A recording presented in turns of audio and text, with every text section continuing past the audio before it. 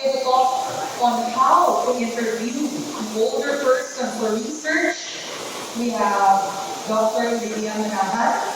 Dr. Manahan is a professorial lecturer of the UP College of Nursing and an advisory board of the Institute of Lydia. She's the founding president of the Gerontology Nurses Association of the Philippines. Ma'am Legs, you have the stage.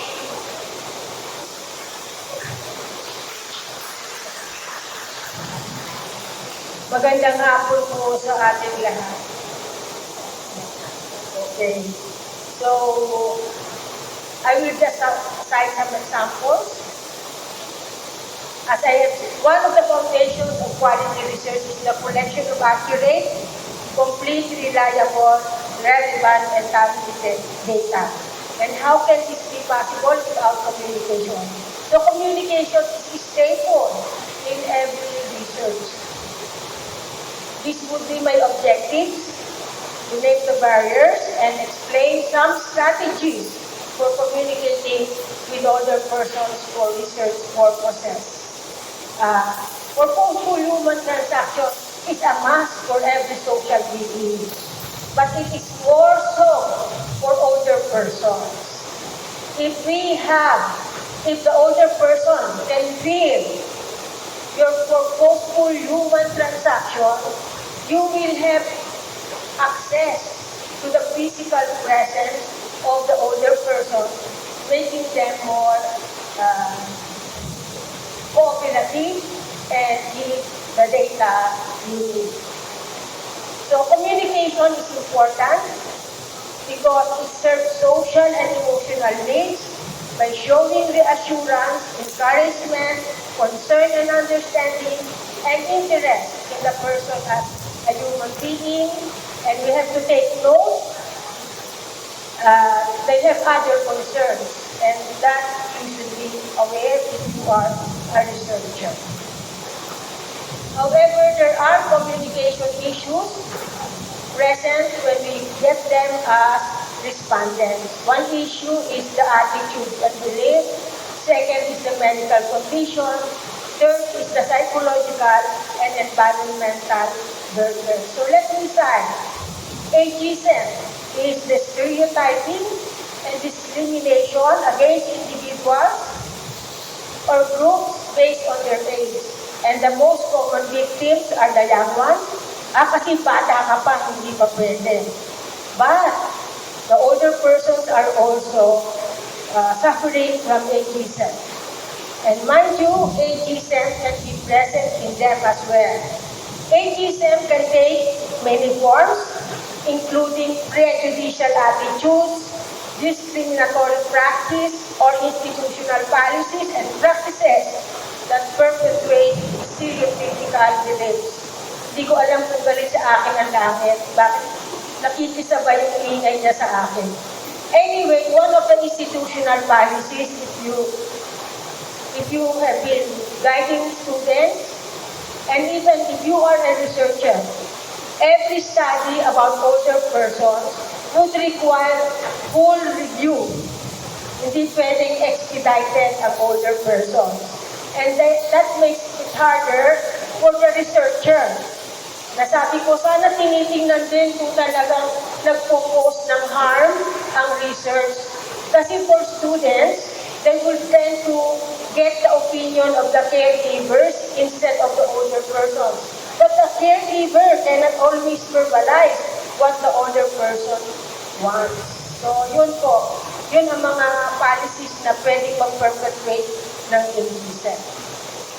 Medical concerns, sabi nga, at age 65, almost all older persons has one chronic illness. And as they go old, they have more chronic illness. Medication, some of them can suffer from polypharmacy and interaction, and even the drug alone can cause some drowsiness. And for those who are receiving Lasix, they have to go to the bathroom more frequently. So you have to understand the older person when you're doing your interview. Cognitive issues, one of the consistent change in older person is the decline in the physical and intellectual performance. And of course, sensory changes, I would say. Almost all older persons would have decline in their sensory apparatus, but what affects most is the hearing and the vision. Psychological and environmental concerns. Older persons have some fear of dependency. Some of them are in grief or bereaving. Some of them are suffering from emptiness. And that could actually cause a concern when we're interviewing the older person. Environmental, social. Sometimes if the older person is so dependent on their provider or their significant others, they would like that person to be there. But if the older person who has been abused would be interviewed, they would not tell you anything in front of the caregiver. So the presence or the absence of the caregiver could affect the way the older person responds to you.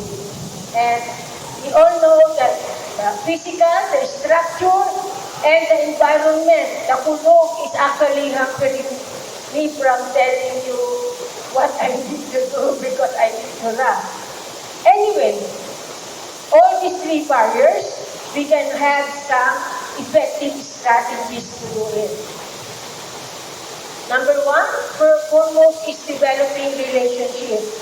In common parlance, establishing rapport is very important. We have to be... Rapport actually is the foundation of trust that you need to get from the older person. If you do not get the trust of the older person, you would hardly get data from them. In fact, to interview an older person, it would be best if you gather them all together to at least tell them your intention. If you will go straight to the older person, they might be hesitant in giving you information. Gentle reminder, I got this from a journal, avoid friendship as it can bias data collection. Ang mga matatanda ay minsan nagiging over-friendly din if they found you friendly, but that could affect or create bias in your data collection. Adjust for changes in hearing. Speak slowly, clearly, and a little louder, but not shouting, because the more you shout, the more the sound will reach them as muffled. See that the older persons can read your lips. Some older persons who have hearing difficulty would develop lip reading, and therefore making sure that they can read your lips, the better they can give response to your interview questions. Encourage use of hearing aids if they have, and of course the use of iPad and the use of portable wireless speaker. I think it's like 200 pesos instead of shouting to the older person. So you might as well have that at hand if your older persons have difficulty in hearing. Adjust for changes in vision, provide more light, and think of the light with regards to distance and relation to the person. May ilaw nga, pero anino mo naman ang nakikita ng matanda. So, you should see to it that you're in front of the older person. Avoid standing too close. This is not only for communication. This is actually in our relationship with people. The personal space has to be respected, and that's approximately 2 feet away. And also, we always encourage that you have eye-to-eye level with the older persons. You cannot get the cooperation if you are standing way up. and them looking at you. It actually irritates them. It's best that you are at the eye-to-eye level, and best is when you're sitting down. Of course, if the person has difficulty of uh, in vision, we might need to modify our questionnaires. 16 to 18 is actually encouraged for older person, and it should not be too glossy. And of course, if they have eyeglasses on, minsan nakakalimutan nila, so encourage them to use it. Adjust for language. We have to slow down and listen to them. Some of them will have difficulty responding, not because they don't win. Sometimes they're hesitant to answer, not because they don't want to answer, but they have not processed the information that you have given them. So give them time. Use understandable and familiar language.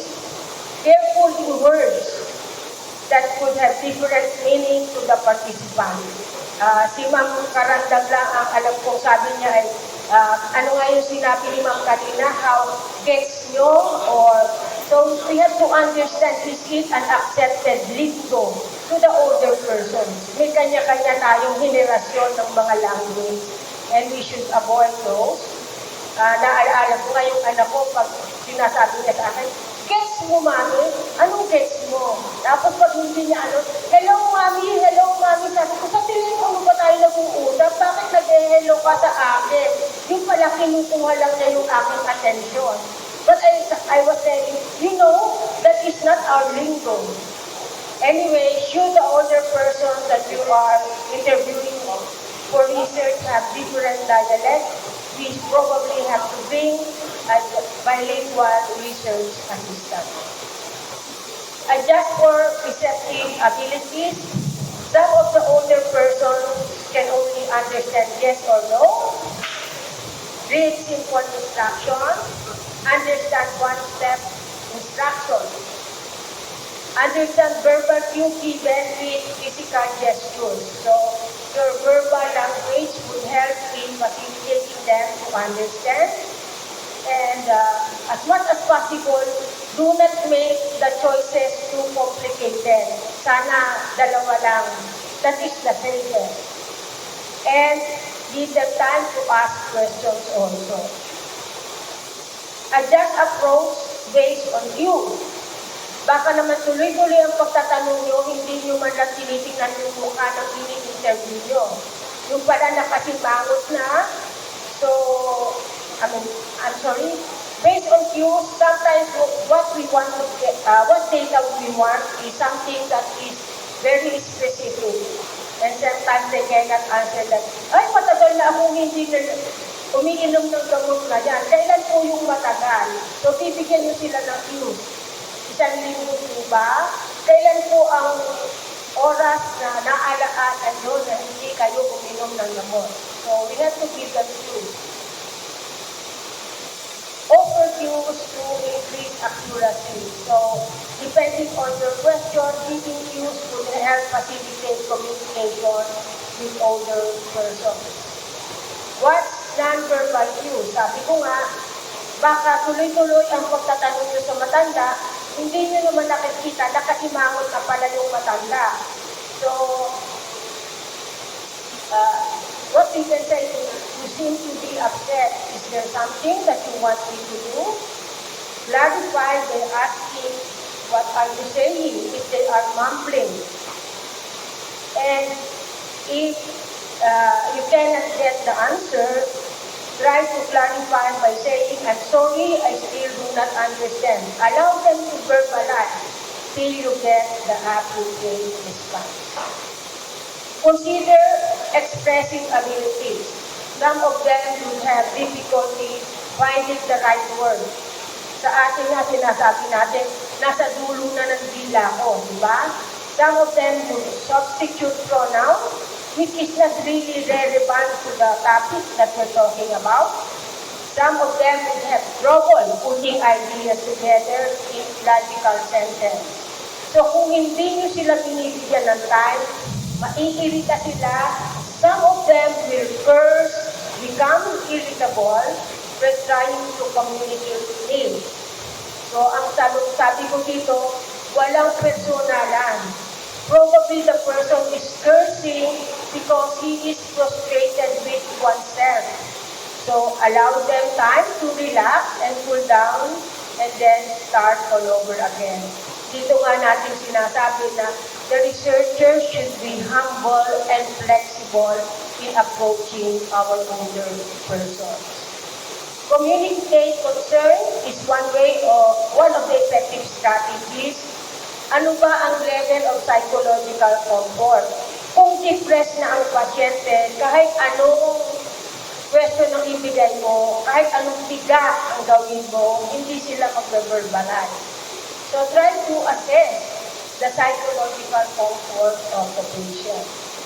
The need for privacy is very important, lalo na sa mga, if we are getting the data in a building where others are passing by, that would actually deter the getting of accurate data. The level of comfort with you. Do they trust you? That's why it's very important that we build rapport. The level of physical comfort. Baka naman tanghali na o oras ng kumain, dumating kayo, or the patient is in pain. Or baka kailangan niyang pumunta sa banyo. Communicate concern. Sabi nga dito, it's extremely important for older people to be in contact with others, to be in groups, to act together. So sabi ko nga, it's probably good that a meeting with them should be done first. Another consideration is they really wanted to talk. Talagang gusto nilang magkwento. At pagkakataon na nila, nandyan kayo para makinig ng kwento. That is when, again, your communication technique is very important. How to tell them, ang ganda naman po ng kwento ninyo, pero balikan po natin yung pinag-uusapan natin. Diba? So, direct them to the topic at hand. At sabi nga, it will take 3 to 4 times longer to get data from an older person. So, flexibility, time, technique in talking with the older person is very important. And if you can get data using the focus group, probably that will be more beneficial to the researcher and to the research itself. Let the older person know you care. The tone of your voice, your facial expression. Malambing nga ang iyong pagsasalita, nakasimangot naman ang iyong mga mukha. So, you are sending different signals to the older person.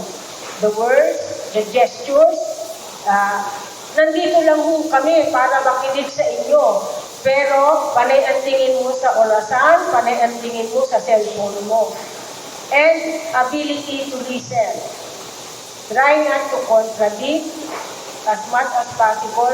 Sakyan nyo and get the data you need. Observe physical environment. The settings will contribute to miscommunication. Change environment to enhance effective communication. Another thing with older person is you do not trust them to answer. Minsan, nagmamadali tayo, we put words into their mouth. And that would lead to inaccurate information. Minsan naman, dahil nagmamadali kayo, i-interrupt nyo ang matanda. That could actually stop their train of thought, so they will just stop and look at you because their train of thought is gone. So do not interrupt the older person. Learning and using effective communication techniques might help you build more satisfying relationships with older persons and allow you to gather high-quality data. And this is my last slide. It's telling us that if we have genuine interest and compassion to the older persons, make sure your strategies as well as the side, your actions are coherent with your words. Thank you and good afternoon.